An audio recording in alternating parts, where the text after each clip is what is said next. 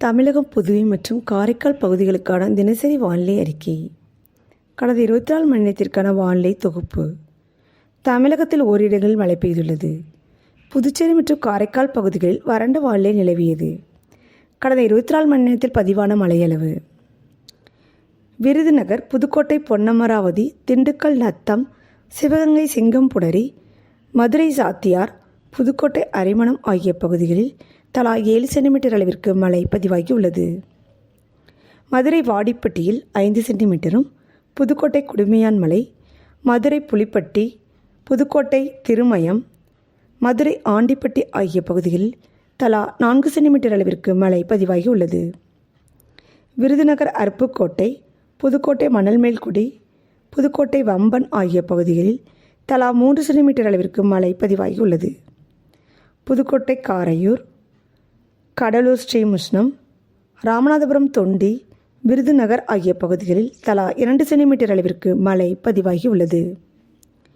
திருச்சிராப்பள்ளி கொப்பம்பட்டி, புதுக்கோட்டை மீமிசல், மதுரை கல்லந்திரி, நாகப்பட்டினம் வேதாரண்யம், சிவகங்கை, கடலூர் வடக்குத்து, அரியலூர் ஜெயங்கொண்டம், திருவாரூர் முத்துப்பேட்டை, தஞ்சாவூர் பாபநாசம், சிவகங்கை திருப்பத்தூர், புதுக்கோட்டை ஆலங்குடி ஆகிய பகுதிகளில் தலா 1 சென்டிமீட்டர் அளவிற்கு மழை பதிவாகியுள்ளது.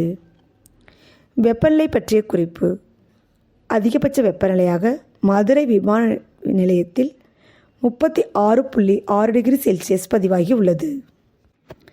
அடுத்த 7 தினங்களுக்கான வானிலை முன்னறிவிப்பு மற்றும் எச்சரிக்கை. 5ஆம் தேதியில் மத்திய மேற்கு வங்கக்கடல் மற்றும் அதனை ஒட்டிய தெற்கு ஆந்திர கடலோர பகுதிகளில் நிலவிய மெக்ஜாம் தீவிர புயல் தெற்கு ஆந்திர கடற்கரையை தெற்கு பாபட்லாவிற்கு அருகே நண்பகல் 12:30 to 2:30 மணியளவில் கடந்தது. 6ஆம் தேதியில் தமிழகத்தில் ஓரிரு இடங்களிலும் புதுவை மற்றும் காரைக்கால் பகுதிகளிலும் லேசானது முதல் மிதமான மழை பெய்யக்கூடும். 7ஆம் தேதி மற்றும் 8ஆம் தேதிகளில் தமிழகத்தில் ஒரு சில இடங்களிலும் புதுவை மற்றும் காரைக்கால் பகுதிகளிலும் இடி மின்னலுடன் கூடிய லேசானது முதல் மிதமான மழை பெய்யக்கூடும்.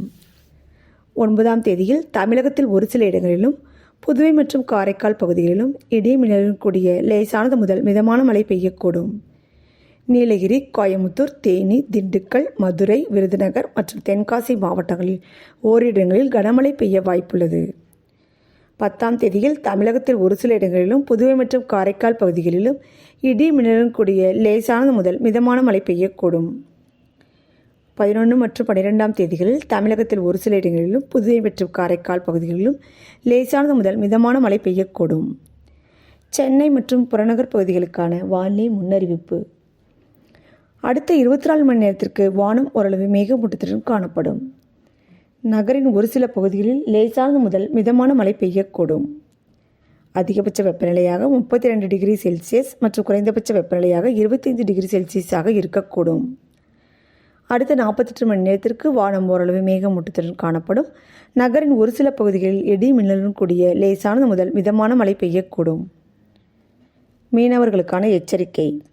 8ஆம் தேதி மற்றும் 9ஆம் தேதிகளில் தென்கிழக்கு அரபிக்கடல் பகுதிகளில் சூறாவளி காற்று மணிக்கு 40 முதல் 45 கிலோமீட்டர் வேகத்திலும் இடையிடையே 55 கிலோமீட்டர் வேகத்திலும் வீசக்கூடும்.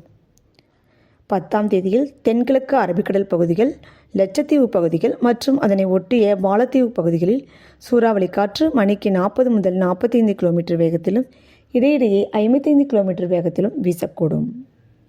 மேற்குறிப்பிட்ட நாட்களில் மீனவர்கள் இப்பகுதிகளுக்கு செல்ல வேண்டாம் என்று அறிவுறுத்தப்படுகிறார்கள்.